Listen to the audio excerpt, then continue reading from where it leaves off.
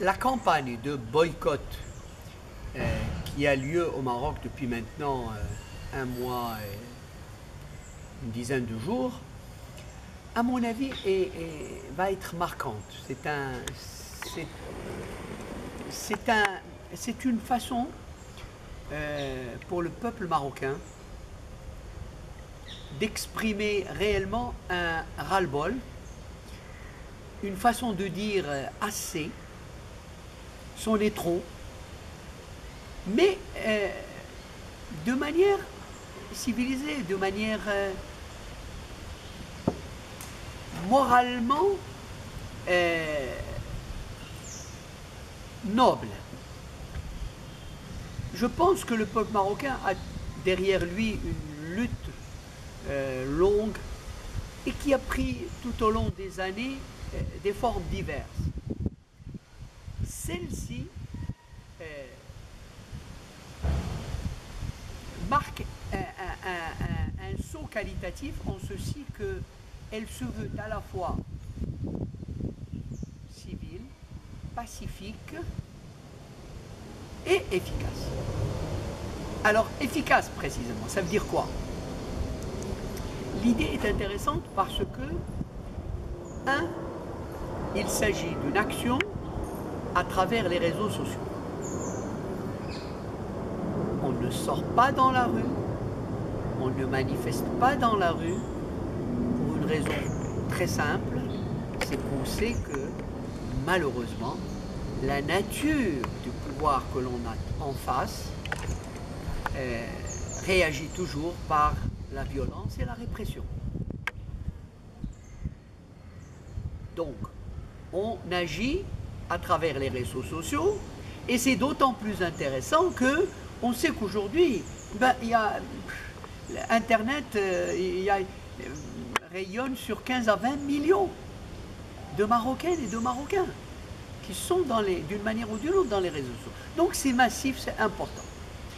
Et puis, c'est efficace parce que il s'agit d'abord de produits de biens de première nécessité. Et s'agissant de biens de première nécessité, évidemment qu'il n'est pas question de demander aux gens de boycotter comme ça tous les produits ou une catégorie de produits.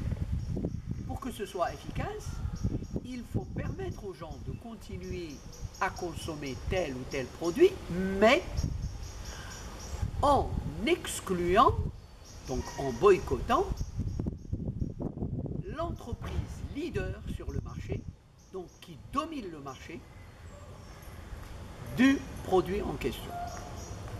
De sorte que l'idée, en tout cas, ce type de boycott tel qu'il a été déjà pratiqué ailleurs avec des résultats tout à fait probants, c'est que on cible une entreprise leader et on dit aux gens arrêtez de consommer le produit de cette entreprise-là. L'objectif étant que l'entreprise en question, voyant que son chiffre d'affaires s'effondre, eh bien, est acculée à baisser les prix. Mais comme elle-même est une entreprise qui domine le marché, qui fait le marché, eh bien évidemment quand cette entreprise-là baisse les prix, les autres entreprises du marché aussi sont acculées, doivent la suivre. Et donc le résultat final, c'est que les prix effectivement baissent. Alors en l'occurrence, on a cité 3 produits. On a ciblé pour ce qui est du lait, le lait de centrale laitière, Danone.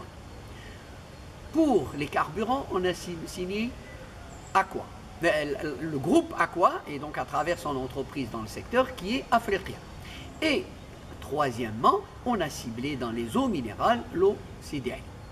Il faut bien comprendre que il ne s'agit pas simplement de 3 entreprises leaders qui dominent largement leur secteur dans 3 types de produits essentiels, mais aussi, et c'est ça encore qui ajoute à l'intérêt de cette expérience, c'est qu'il se fait que aussi ces entreprises leaders ne se contentent pas simplement de dominer et de faire leur marché, mais aussi appartiennent à des symboles de ce qu'au Maroc on appelle le conflit d'intérêts entre la politique et l'argent et le capital. C'est des faits, hein, c'est des faits. Africa appartient au groupe Aqua qui appartient à Aziz Akhnouch et il se fait que Aziz Akhnouch est à la fois, depuis plus de 10 ans, le ministre de l'Agriculture, du développement rural et des pêches maritimes. Il est par ailleurs, c'est un fait, le patron d'un des principaux partis qui sont au gouvernement en ce moment et donc responsable des politiques publiques qui a lieu dans le pays. Et puis, par ailleurs, c'est un des plus grands, des faiseurs et des faiseurs, si vous voulez, des expériences, de l'expérience politique actuelle dans le pays, avec tous les liens que chacun connaît, avec les cercles du pouvoir, etc. Donc, c'est quelque chose de... Ça matérialise concrètement cette relation incestueuse entre le pouvoir politique et le pouvoir économique. Sidi Ali appartient au groupe Olmarcom, lequel est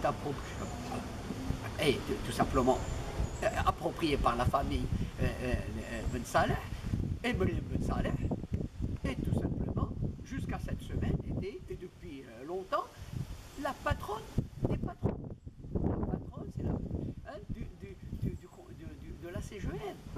Et donc là aussi, ça, vous voyez bien que ça matérialise cette conjugaison entre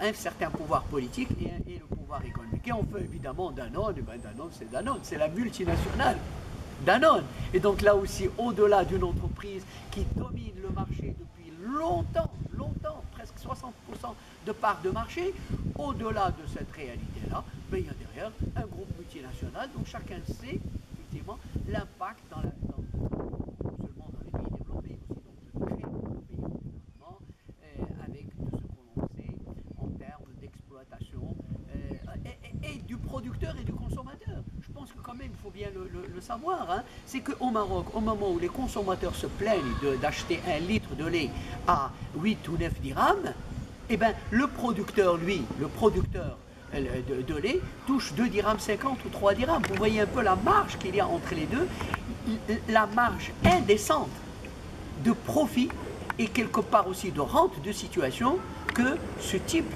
d'entreprise arrive à s'accaparer. Voilà. Donc, vous voyez bien que ce sont 3 entreprises leaders et donc 3 symboles de cette relation incestueuse entre la politique et le pouvoir. Et c'est pour cela que cette campagne de boycott, ben, finalement, a parlé aux gens, a eu un écho très important parce qu'elle matérialise bien ce dont ils se plaignent depuis longtemps et au quotidien.